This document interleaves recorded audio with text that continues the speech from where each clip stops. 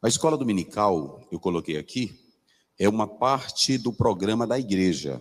É uma parte que visa contribuir para o crescimento e discipulado espiritual de seus membros. Nas palavras de Billy Nailey, ele diz o seguinte: muitos pastores e denominações de líderes hoje estão convencidos que a escola dominical é um longo e eficiente método ou programa para alcançar os perdidos para Jesus Cristo e membros da igreja. Então, quando nós falamos sobre a escola dominical, a ideia que nós temos da escola dominical é que ela é uma parte do programa da igreja.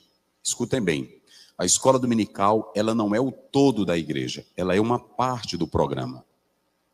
E é muito importante que nós comecemos a compreender esta realidade. Qual seria a diferença entre a escola dominical e o culto? Porque alguns fazem essa distinção entre escola dominical e culto. E a nossa primeira preocupação é: qual é a diferença entre a escola dominical e o culto? Ouçam bem, a escola dominical, ela tem a sua partícula, a sua parte na execução da obra de Deus. Mas de onde surgiu e quem deu origem à escola dominical? Não foram os professores. Todo crente que tem aqui para ensinar surgiram de cultos.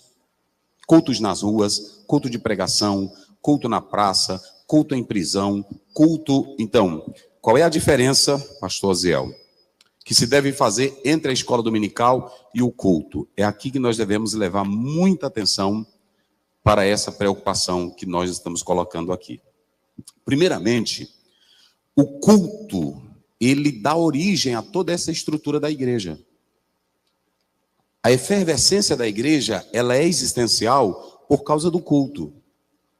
O culto, ele tem os seus elementos. Há uma liturgia lógica que segue o culto. E essa liturgia lógica que segue o culto, ela traz alguns emblemas para nós, como, por exemplo, a salvação, a redenção, a oração, o avivamento, o poder de Deus.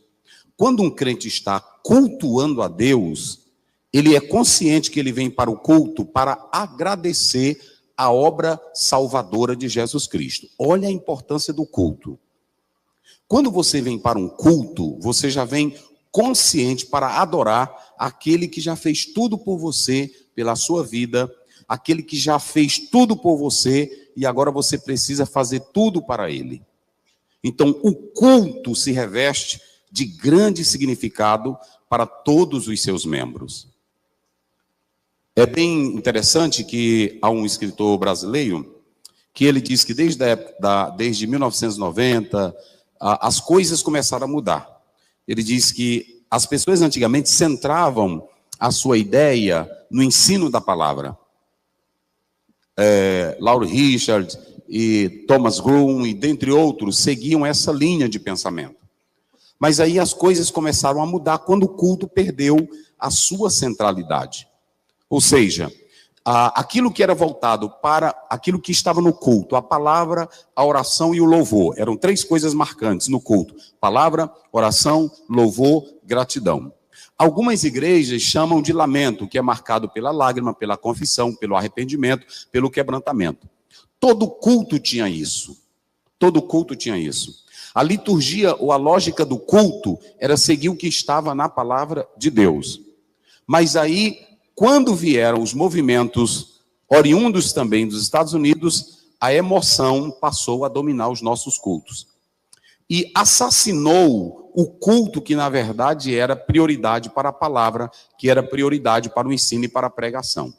Quase todas as igrejas, antigamente, culto de doutrina era lotado os nossos cultos.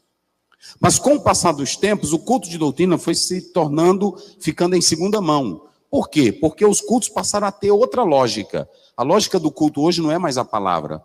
A lógica do culto hoje não é mais o ensino da palavra. A lógica do culto hoje é o louvor. E o louvor do culto é aquele que está no mercado.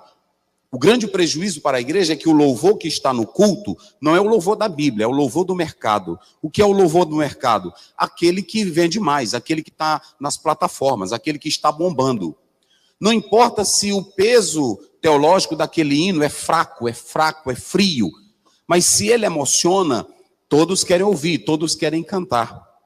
E antigamente na liturgia, como o próprio Lutero fazia, ele era quem escolhia os hinos para serem cantados. Além dele compor, ele também separava os hinos para o louvor. Porque o culto cristão é você ser consciente de estar nele para agradar aquele que te salvou, que te redimiu e que te perdoou. A escola dominical é um braço da extensão desse culto. Ou seja, todo ensino, toda pregação faz parte do culto. E todo culto é para ensinar o crente. O grande problema é que os nossos cultos, eles se transformaram também em mercados. Qual é o mercado que se transformou? Eu, para conquistar mais membro, eu não posso mais pregar a palavra como ela é. E nós temos um monte de crentes doentes, como diz um certo autor, porque bênção demais adoece. Bênção demais adoece. Israel adoeceu porque tinha bênção demais. A Bíblia diz que Deus os matou com carnes nos dentes. E o culto que era para a comunidade se tornou individualista. Eu não venho ao culto mais para celebrar aquele que me redimiu. Eu venho ao culto hoje para o meu individualismo. A minha bênção, o meu problema, a minha doença, a minha enfermidade, a minha cura. Então, alguém está transferindo tudo isso só para a escola dominical. E a escola dominical, ela é apenas um braço da igreja. Pergunte se nós pudéssemos ressuscitar os pastores antigos, quando não tinha escola dominical, como eles começaram a igreja? Pelo culto, culto na rua, culto na praça, pregando o evangelho. Então a escola dominical, ela é um braço. E eu vou explicar isso daqui a pouco.